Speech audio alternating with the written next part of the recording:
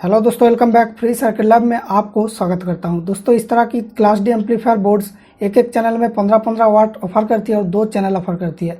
तो अगर हम लोग एक ऐसा होम थिएटर बनाना चाहते हैं जिसमें सबवूफर के लिए अलग चैनल हो, तो उसमें हमें 3 चैनल की ज़रूरत पड़ेगी, लेफ्ट, राइट और सबवूफर। लेकिन इन सब बोर्ड को 2 लगाएंगे तो 4 चैनल हो जाएगी। तो एक लास्ट चैनल जो है उसका ताकत हम यूज नहीं कर पाएंगे। तो इसके लिए हम क्या करें? तो 4 चैनल लगाएंगे तो एक चैनल छोड़ जाएगी और 2 चैनल लगाएंगे तो सबवूफर नहीं मिलेगा। इसके लिए हम लोग सेम आईसी का एक 2 चैनल बोर्ड ले सकते हैं और एक मोनो बोर्ड ले सकते हैं सेम आईसी का, लेकिन इसमें दाम का फर्क बहुत ज़्यादा हो जा रहा है। तो चलिए थोड़ा सा हट के सोचते हैं। और गाइज, ये भी एक अच्छा आइडिया है कि इस बोर्ड का एक चैनल में आप सबवूफर चलाओ और एक चैनल में आप एक स्पीकर चलाओ। तो स्पीकर में पूरा साउंड आएगा और सबवूफर में ओनली जो बेस है वो आएगा। तो ये ओनली बेस फिल्टर के लिए मैं ये सर्किट यूज कर रहा हूँ। ये होम थिएटर के अंदर की जो बोर्ड होता है TDA 2030 का, उसका एक सेक्शन मैंने काट कर लिया। तो इसमें ऑडियो बेस फिल्टर होती है। इसका वीडियो आई बटन में आ रहा है, ये कैसे बनाना है, इसका सर्किट डायग्राम क्या है, ये सब उसमें दिखाया।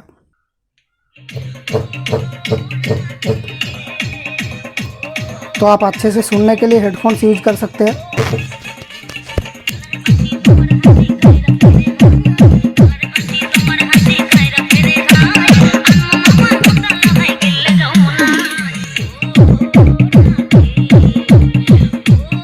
तो दोस्तों, इसमें लिमिटेशन ये है कि आपको स्टेरियो नहीं मिल रहा है, मतलब कि लेफ्ट राइट चैनल अलग से नहीं मिल रहा है।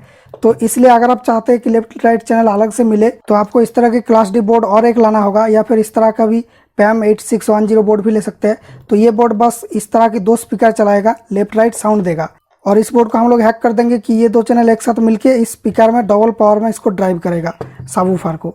तो यही करना आज हम सिखाएंगे। तो इससे होगा क्या, ये 15 वाट प्लस 15 वाट एक चैनल में ऑफर करता था, लेकिन ये हैक करने के बाद ये 30 वाट सबवूफर में ऑफर करेगी। ये 2 चैनल की बोर्ड सिंगल चैनल हो जाएगी, मतलब कि मोनो हो जाएगी, और इसका ताकत डबल हो जाएगी। ये एक स्पीकर में डबल ताकत देगा, तो बेस और भी अच्छी तरीके से आएगी। तो हैक करने के लिए चलिए डाटा शीट में एक नज़र डालते हैं। यहाँ पर एक PBTL सर्किट दिया हुआ है, मतलब कि मोनो यानी पैरेलल ब्रिज टाइड लोड बोलते हैं इसको, PBTL। तो यहाँ पर देखिए लेफ्ट इन का जो 2 पिन है, पिन 3 और 4, इन दोनों को एक साथ करके ग्राउंड में शॉर्ट किया हुआ है। ये था लेफ्ट चैनल की इनपुट। तो स्टेरियो मोड में देखिए ये लेफ्ट चैनल की इनपुट दे रहा है यहाँ पर। तो ये है एक मॉडिफिकेशन। और दूसरा मॉडिफिकेशन है यहाँ पर जो आउटपुट है उसमें से जो पॉजिटिव और नेगेटिव है लेफ्ट चैनल की, वो दोनों एक साथ मिलके स्पीकर का एक साइड में जा रही है, और जो राइट चैनल की पॉजिटिव नेगेटिव ये दोनों भी एक साथ शॉर्ट होके स्पीकर का दूसरा साइड में जा रही है। जहाँ पर आपको स्टेरियो मोड की जो सर्किट है वहाँ पर ये दोनों चैनल अलग अलग से स्पीकर को ड्राइव कर रहा है, मतलब कि 4 पिन 2 स्पीकर को ड्राइव कर रहा है। और मोनो मोड में 4 पिन 2-2 करके एक साथ होके एक स्पीकर को ड्राइव कर रहा है। और यहाँ पर PBTL के बारे में कुछ लिखा गया है, इसको भी आप पढ़ के थोड़ा सा समझ सकते हैं। दोस्तों, ये मॉडिफिकेशन इस PAM 8610 बोर्ड के साथ नहीं हो सकता, क्योंकि इसका डाटा शीट में मोनो मोड के लिए कोई भी इन्फॉर्मेशन नहीं है, मतलब कि ये मोनो मोड सपोर्ट नहीं करता। बस स्टीरियो मोड में आप चला सकते हैं इसको। लेकिन इस चीज़ को हैक कर सकते हैं मोनो मोड में। बेसिकली 3110, 3118, 3116 जो भी 31XX वेरिएंट है, सब में ये मोनो मोड पॉसिबल है।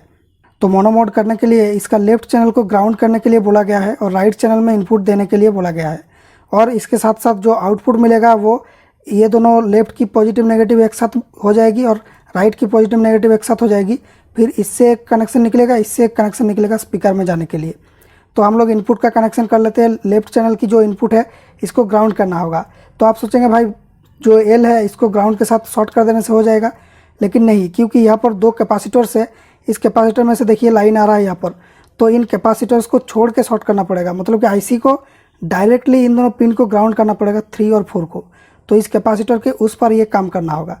तो कैपेसिटर की इस वाली पॉइंट और इस वाली पॉइंट को एक साथ कनेक्ट करके हम लोग ग्राउंड में कनेक्ट कर देंगे, तो ये काम हो जाएगा। लेफ्ट चैनल की जो इनपुट है वो विदाउट कैपेसिटर ग्राउंड हो जाएगी, और राइट चैनल में हम लोग इनपुट देंगे और इन दोनों को एक साथ मिला के यहाँ से स्पीकर की आउटपुट ले लेंगे। तो मैं इस वाली वायर को यूज कर रहा हूँ ग्राउंड करने के लिए। यहाँ पर इनको सोल्डरिंग कर देंगे।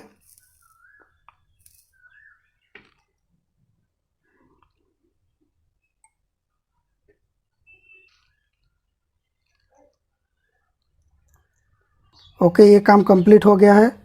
तो एक बार कंटिन्यूटी टेस्ट कर लेते हैं ये माइनस के साथ इन दोनों पिन को, पिन 3 और पिन 4 को। सो यहाँ पर ये है पिन 3 और ये है पिन 4, तो ये दोनों ही ग्राउंड है। और यहाँ पर स्पीकर्स को भी दो दो चैनल में लगाना पड़ेगा। तो लेफ़्ट की प्लस माइनस को एक साथ शॉर्ट करके इसको लगा दूंगा और इसको राइट की प्लस माइनस को एक साथ करके लगा दूंगा। ओके, आई होप ये कनेक्शन हो गया। और ये ऑडियो सोर्स भी राइट चैनल के साथ कनेक्ट कर दिया इसको। अब चलिए इसको ऑन करते हैं, एक बार रिस्क ले लेते हैं। लाइफ में रिस्क लेना जरूरी है। ये एक्सपेरिमेंट अगर सक्सेस हो जाता है तो ये हम सभी का काम आएगा मोनो चैनल करने के लिए होम थिएटर बनाने के समय। और अगर ये फेल हुआ तो मेरा थोड़ा सा लॉस होगा और आपको भी पता चल जाएगा कि ये चीज़ डाटाशीट के अकॉर्डिंग काम नहीं करता है। तो देखिए बोर्ड में एलईडी जल रहा है, तो ये एक गुड साइन है। और दोस्तों म्यूजिक चलाने के बाद भी यहाँ पर कोई भी रेस्पॉन्स नहीं आ रहा है स्पीकर में। फिर मैंने इसके डाटाशीट में और ढूंढा कि क्या प्रॉब्लम हो सकती है, तो उसमें पता चला कि इसका जो 14 नंबर की पिन, मतलब कि इस साइड का लास्ट पिन, इस पिन में पॉजिटिव वोल्टेज देना होगा इसको मोनो मोड में यूज करने के लिए। लेकिन दोस्तों इसमें अभी 0 वोल्ट है, क्योंकि ये 0 के साथ टाइड किया हुआ है इस पीसीबी में। तो इससे कोई ट्रैक भी नहीं निकल रहा है कि हम उस ट्रैक को काट पाए। तो यहाँ पर इस पिन को थोड़ा सा ऊपर उठाना होगा, फिर उससे एक 100 किलो ओम रजिस्टर लगाकर इस सप्लाई वोल्टेज में जोड़ देना होगा।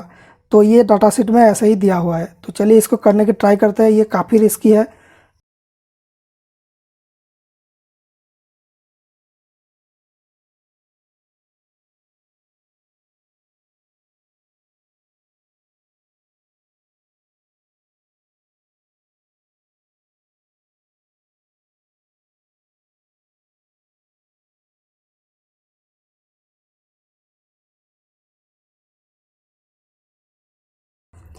तो भाई हमारा काम तो हो गया, लेकिन ये बहुत ही रिस्की था। ये और थोड़ा सा बेंड होने पे ये पिन टूट जाता। तो ये अभी ग्राउंड के साथ लगा नहीं है, दिख रहा है। अगर लगा है आपके केस में तो आप यहाँ पर ऐसे सोल्डरिंग आयरन को लगा कर इस बोर्ड से सोल्डर को इस तरफ टान लेना, तो वो पिन फ्री हो जाएगी। और चलिए एक बार फिर से कंटिन्यूटी टेस्ट कर लेते हैं कि ये अभी भी ग्राउंड में लगा हुआ है कि नहीं।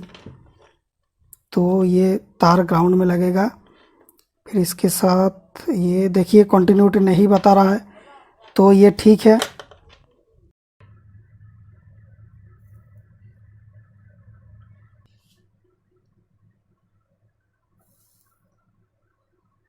तो भाई ये रहा 100 के सप्लाई वोल्टेज के साथ।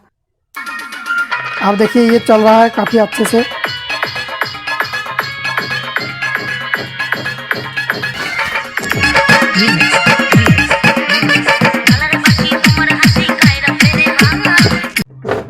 अब ये टेस्ट है सबवूफर फिल्टर के साथ, तो इसमें ओनली बेस आ रहा है। तो आप हेडफोन्स लगा लीजिए, तो उससे आपको काफ़ी अच्छे से समझ में आएगा बेस कैसा आ रहा है।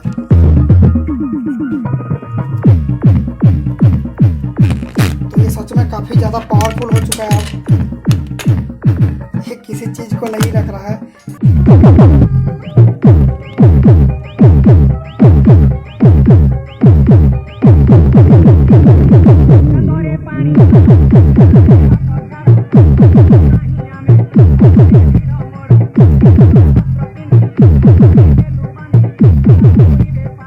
दोस्तों इनकेस आप सीरियसली इसको बनाना चाहते हैं तो यहाँ पर आपको ध्यान रखना पड़ेगा कि ये जो मॉड्यूल है जो बेस फिल्टरिंग करता है, ये 12-0-12 सप्लाई के लिए बना हुआ है।